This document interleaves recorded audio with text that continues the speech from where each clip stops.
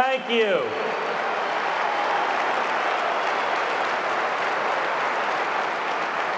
Welcome to Texas.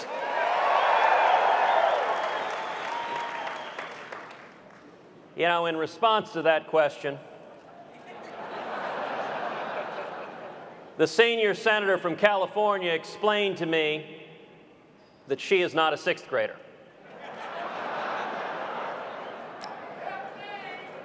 Well, you know, I'm not a sixth grader either. And it seems to me that when the Constitution says the right of the people to keep and bear arms shall not be infringed, it means that right shall not be infringed.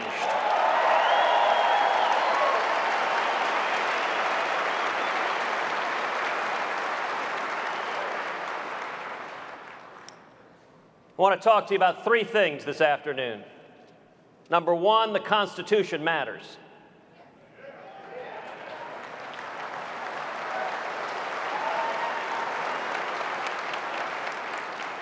All of the Constitution.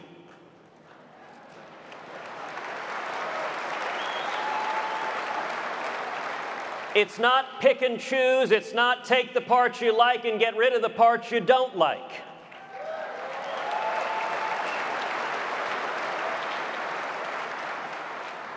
For some reason, Obama liberals want to disregard the First Amendment and take away our rights to speak in political speech. For some reason, the Obama liberals want to disregard the Fourth Amendment and Fifth Amendment and have the power to use Welcome back to the NRA Iowa Leadership Forum here on SiriusXM Patriot. Here's Senator Ted Cruz. For some reason, the Obama liberals want to disregard the 10th Amendment and are trying to implement Obamacare and take away our liberties. Every word of the Constitution matters. It is the fundamental protection of our liberties against the government.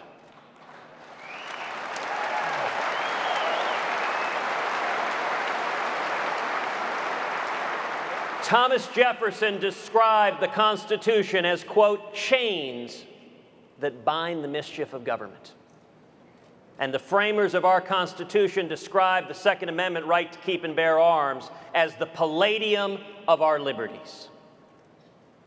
The Constitution matters, and it should be everybody. Every elected official, Republican or Democrat, conservative or liberal, should be unified in defending the Bill of Rights and the Constitution of our country.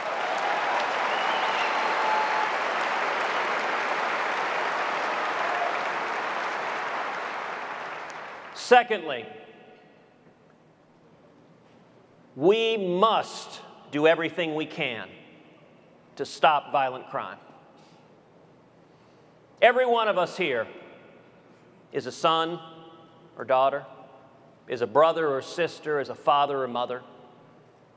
Every one of us here has been horrified by acts of violence and madness by deranged individuals that would take the lives of the innocent among us. And yet, in terms of how you actually stop violent crime, the president is fond of using emotion and unfortunately disregarding the facts.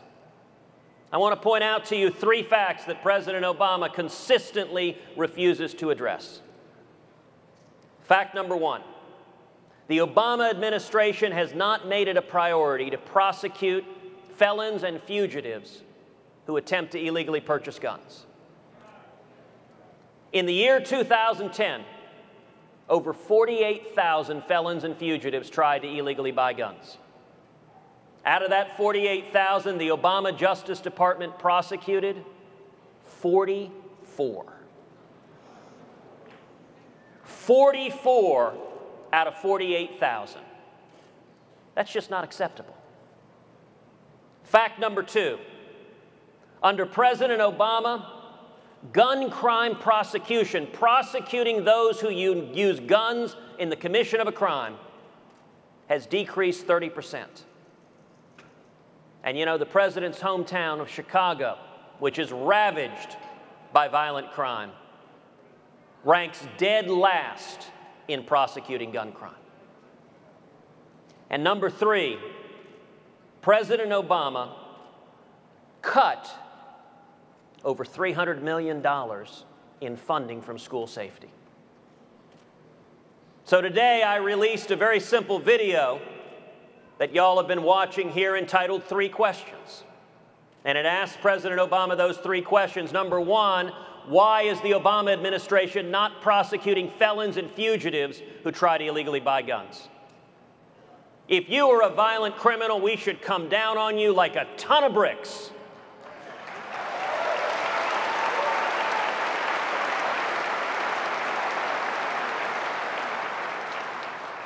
And at the same time, we should safeguard the constitutional rights of law-abiding citizens.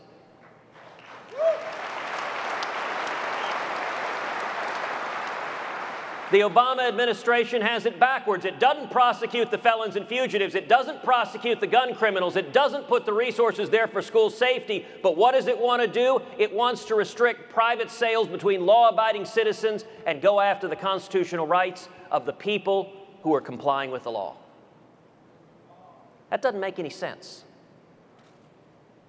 And you know, when the Senate was considering all of these measures, there was a bipartisan law enforcement alternative authored by Chuck Grassley and myself that what did it do? It provided funding, number one, to prosecute felons and fugitives who try to illegally buy guns.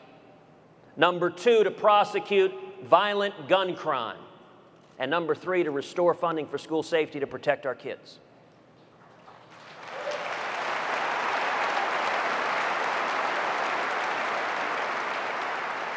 That bill got 52 votes in the U.S. Senate, including 9 Democrats.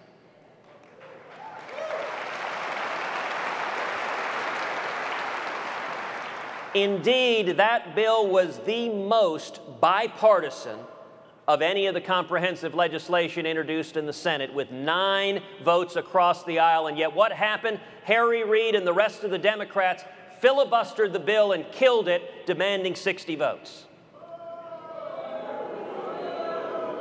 It seems to me anytime Harry Reid or any of the Democrats who voted no on that return to their home states, citizens ought to ask them, why aren't you willing, why don't you support prosecuting felons and fugitives who try to illegally buy guns?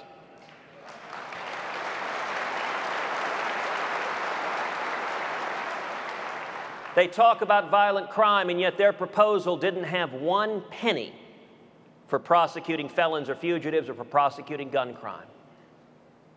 The target of their legislation is not violent criminals. The target of their legislation is law-abiding citizens. That doesn't make any sense. The third and final thing I want to say to you today is in America, the people have the power.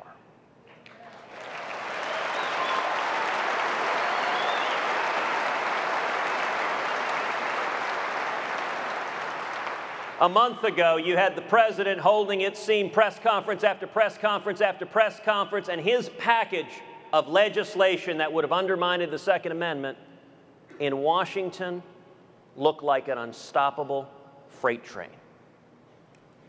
Well, I'll tell you, I was proud to join with my friends, Senator Rand Paul and Senator Mike Lee,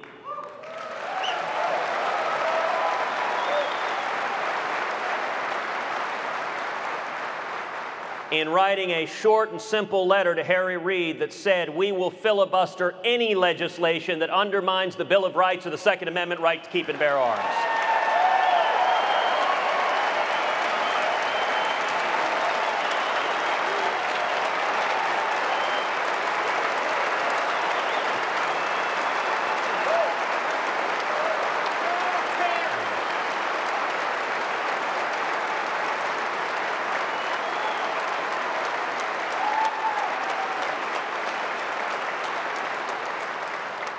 But what happened next was truly amazing.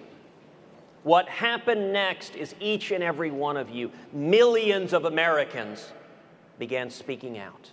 We'll take a quick break here on NRA ILA Leadership Forum and be right back here on Sirius XM Patriot. Gun Stay Owners there, of please. America is wonderful. The Second Amendment groups are wonderful, but every one of them is just a vehicle for you, for the people.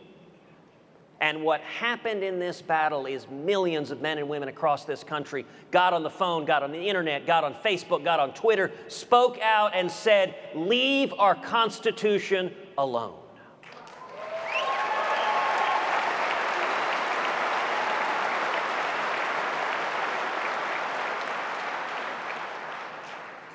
I have to tell you, it is particularly fun standing up here in front of a ginormous American flag.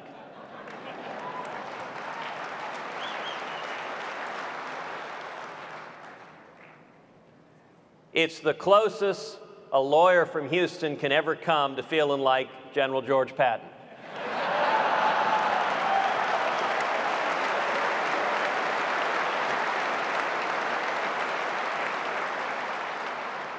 But I will say this, I am looking at an army.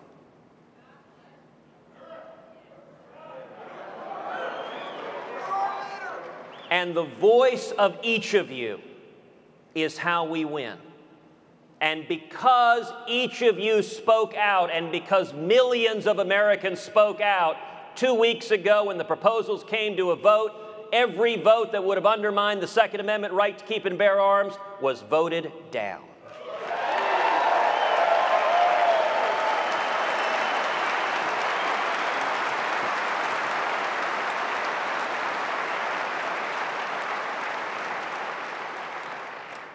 That's your victory. It's the victory of the American people, but let me caution you, this fight isn't over. President Obama and Joe Biden have both been coming out saying they intend to come back at it.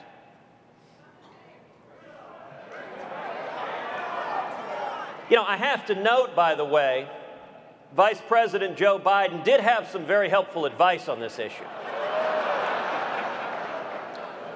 You know, he said if your house and your family are ever under attack, all you need to do is go outside with a double-barreled shotgun and fire both barrels in the air. Which is very, very useful if it so happens you're being attacked by a flock of geese.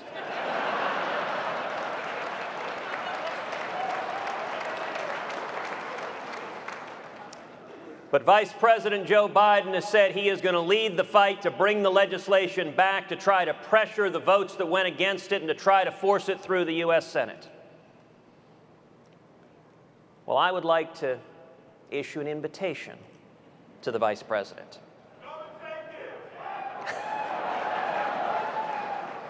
I would like to invite the Vice President, if he believes the answer to violent crime is not prosecuting felons and fugitives, not prosecuting gun crimes, but going after the constitutional rights of law-abiding citizens, I would like to invite the Vice President to engage in an hour-long conversation and debate.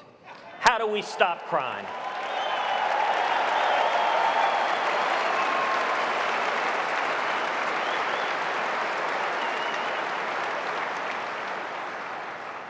And if Vice President Biden really believes the facts are on his side, that this is not simply an exercise in political power by the administration, then I would think he would welcome the opportunity to talk about the sources, the causes of violent crime, who's carrying it out, and how we can do everything humanly possible to stop it.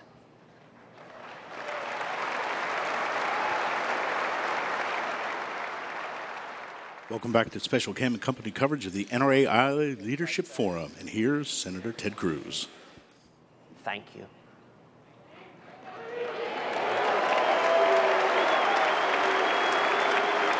Thank you for your commitment to the Constitution. Thank you for your commitment to liberty. God bless America.